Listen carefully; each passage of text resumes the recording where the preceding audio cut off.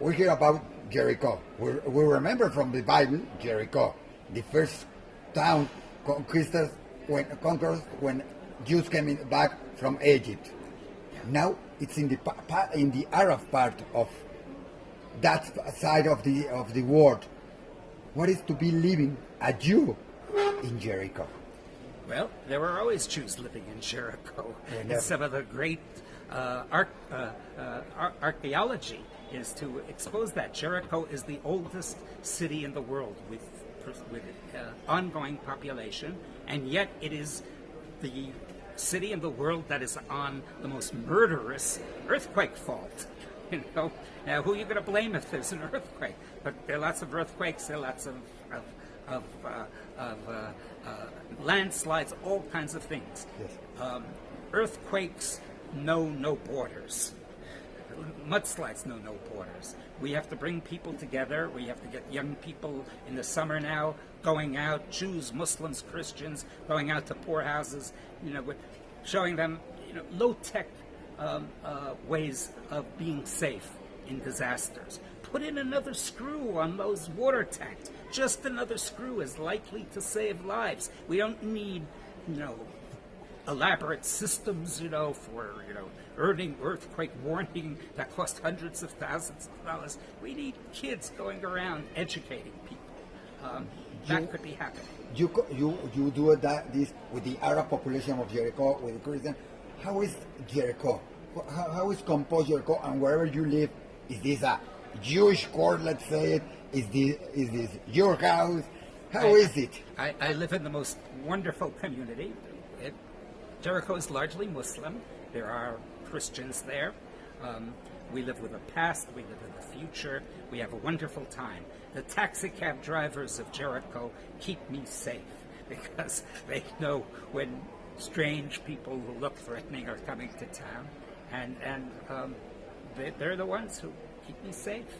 I'm a strange character walking around in the street. I walk around, You walk around like I often wear either a jacket or a vest. I often wear a tie and a hat, and they all know that I'm an American, a Jew, a rabbi, a Zionist with a small Z. I go home to my children for Shabbatot and Chagim, for holidays. How do you celebrate that in the middle? How do you be a Jew in the middle of this Muslim world? Well, firstly, I know that Jews live there. Secondly, it doesn't disturb me at all. Thirdly, I celebrate with Muslims their holidays like they celebrate with me. That's interesting. When we had Nakba in the middle of a set and there was a siren, I stopped the class. I made everyone stand up, just like I would in Israel. And I encouraged people to tell their stories of the Nakba. We are the first organization that went to the refugee camps and said, welcome. You are welcome to participate. When I told people in Jericho that I was spending a week sleeping not in a four-star hotel, but sleeping in the refugee camp, they thought that I was absolutely crazy. I went there. It was balabatish, nice houses, good people, young people who went to school, just like everyone else. And for the first time, these young people, young men and women, were invited to participate in our training and will someday be top consultants on these issues. For many people, they think that living there in Jericho or living in these territories can be dangerous for a Jew, or can be having a bad life because everybody thinks that there is a bad life around there, that you don't have services, that everybody lives in a refugee camp, or that the refugee camps is like sleeping all the time in the floor. What is the reality around there? Because we don't know it. We know from what somebody said, and somebody said it and take the photo of the worst thing, and the other one takes the photo of the good thing. What is the reality? You live there. Look, until a few years after Oslo, when it began to collapse, and even before Oslo, I used to spend many of my summers in Jerusalem. I would sit in the Academy of Science, I would sit at Van Leer, I would work hard all day. the greatest fun that I could have was taking my rented car, picking up my children, and driving to Jericho. It was beautiful. The food was wonderful. The friendliness was outstanding. All the restaurants, would have these sort of water flowing around it. It was just beautiful, and we would walk around there, and that's the way it could be again, easily. How is it now? Well, now no one goes to Jericho. Firstly, it's illegal for Israelis, and Americans are constantly warned, and it probably is dangerous unless, we come to terms with the realities. There can be good tours, well organized, but someone has to make sure that they're well organized, and that's happening. There are organizations right now that are creating circumstances in which diaspora Jews go to the West Bank and talk with Palestinians. Now, one of the problems of these things is, if you ask people, what's your kvetch?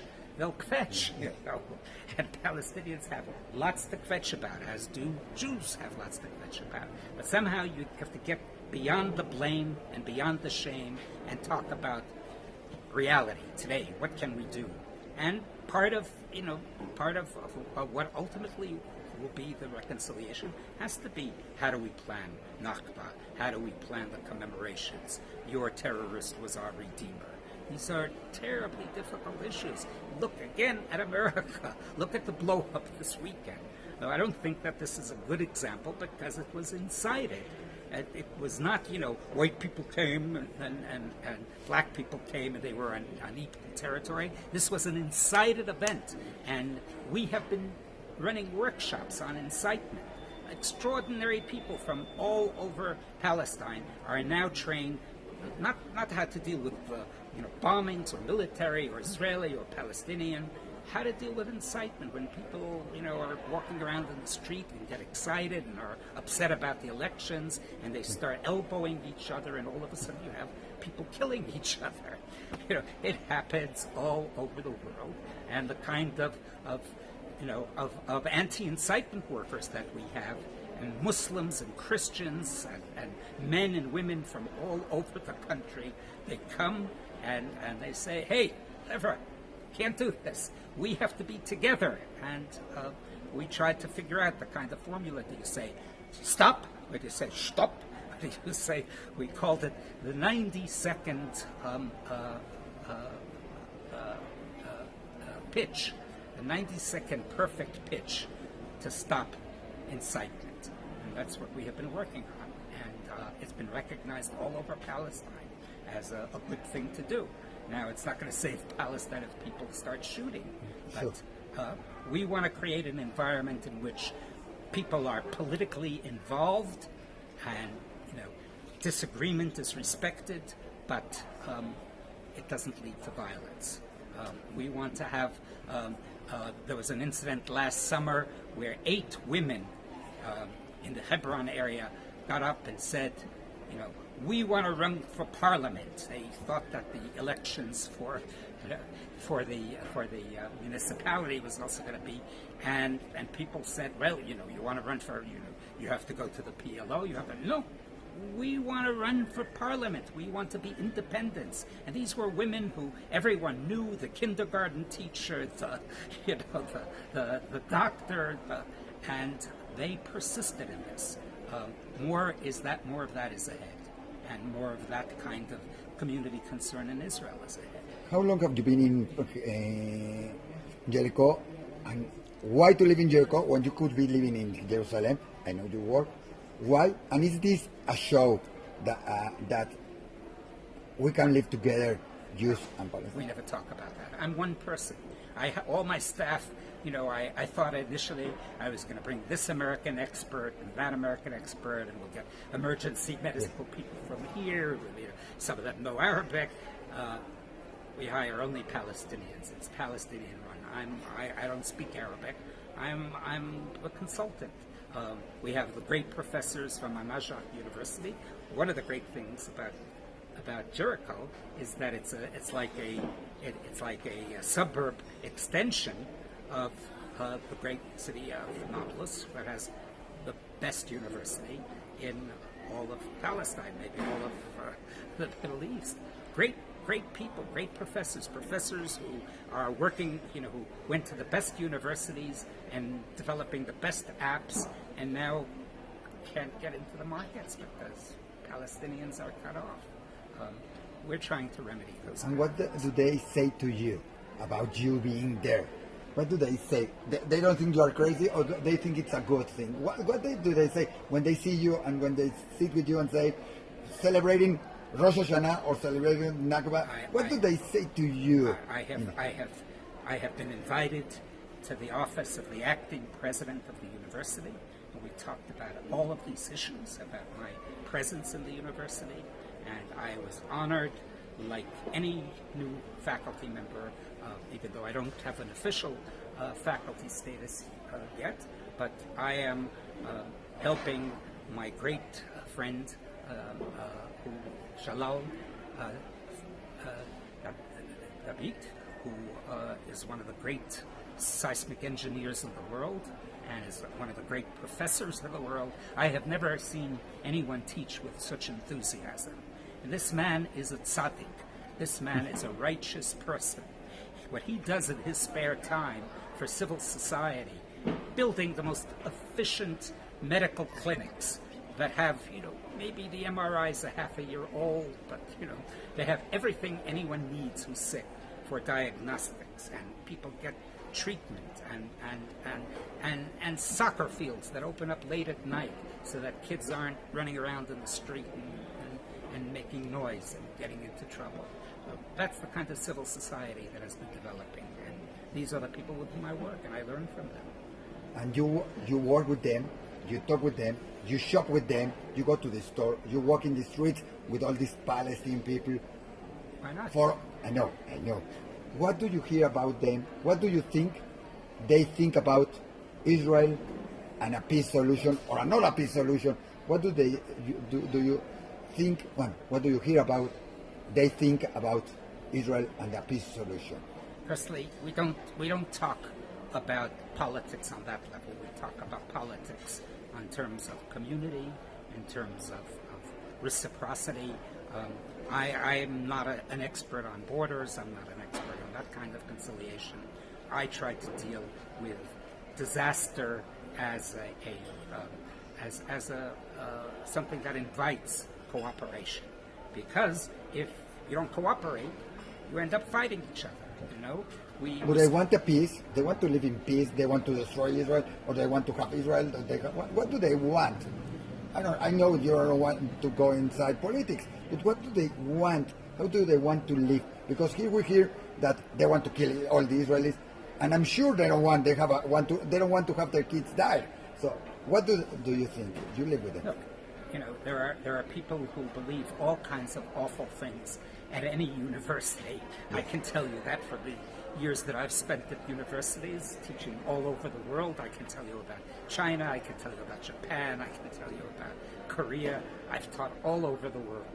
And there are fascists, who are teaching political philosophy, and supposedly they're, not supposed to influence the way people think other than in scientific ways. And there are, there are good people who are creating networks of cooperation.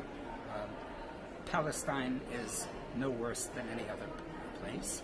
Palestine has been subjected not only to Nakba and all of these things, but do you know what the Oslo Agreement did to the will, self-confidence, self-image of Palestinians in giving money to Palestine to hire about 85% of the population? The economy of the West Bank and of the PLO is almost like the economy of Gaza. The mullahs in Gaza say, come to my house, I give you candy, using faith-based initiatives to organize people and then to make them terrorists. And in the West Bank, no show, no jobs is the norm. The whole work ethic has been destroyed. So on one hand, you have great universities training great people in engineering, all kinds of things. And what happens if you're an unemployed engineer for 10 years? You know what happened? Rusted mines. Palestine has rusted mines. Great people who could be doing things, but they're cut off from all the networks. Now, something has to give on that. And that's what I call humanitarian intervention. That's not politics, it's humanitarian interventions. And the Muslim community in Mexico and the Jewish community could be in cooperation for outsourcing things. And you'll save money also, and you'll get good quality. How about if, you needed certain things, you would just, turn to an agent, and I can tell you who would, assure you delivery, great standards and everything. But then Palestinians would have work. Technical people they had worked with some Israeli companies, and now they have to take that out because for the BDS, it's correct. It has to take it out. I'm you live there, so I'm happy you asked me about that because I have been studying that. I've come to the conclusion that we need a pro-Palestine, anti-BDS movement. BDS, I think, is not working. BDS was inspired by South Africa, and I've looked into the history of that boycott, and that's not what changed South Africa. That's not what put an end to apartheid. There was one man, and that's that's the great leader of South Africa, who was able to bring about national unity, and that's what's needed in each of. Because BDS, it has been worse for the Palestinians than it was before. Of course. Factories that employed Palestinians are now being moved. BDS, I'm sorry to say, is a smokescreen. It's being supported by Jews whose politics are shameful and who are using this as a means of mobilizing young people and making them into fascists, essentially fascists. And the fact that there are organizations that are cooperating with this because they're intimidated by donors and things like that, this has to be straightened out. The president of Harvard, who's not, a great Zionist, when she heard that some kids in one of the Harvard houses was complaining about the seltzer machines, that it came from, from places that should be boycotted, and the procurement office said, yes, that's a good idea. We will, get rid of these, and we will only buy seltzer bottles from elsewhere. She put them on the rug, and she said,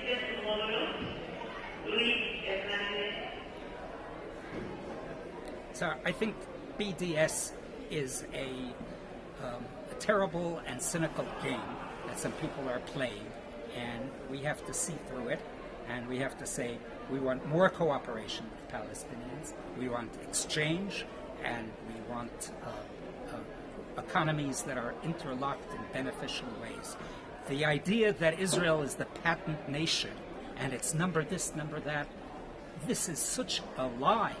A great man named Stu Eisenstadt, Ambassador Stu Eisenstadt, who's probably the greatest Jew of the last part of the 20th and first part of the 21st century, he wrote a book called Megatrends.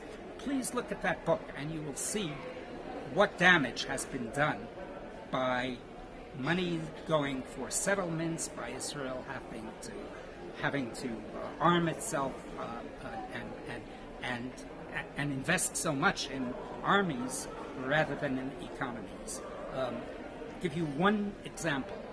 What do you think are the math and science scores for Israeli students? Yiddish Kepelach. They have to be good. They have to be. Tell me, take a guess. Come on. 10, 9. Well, it used to be in the first 5, as we would expect.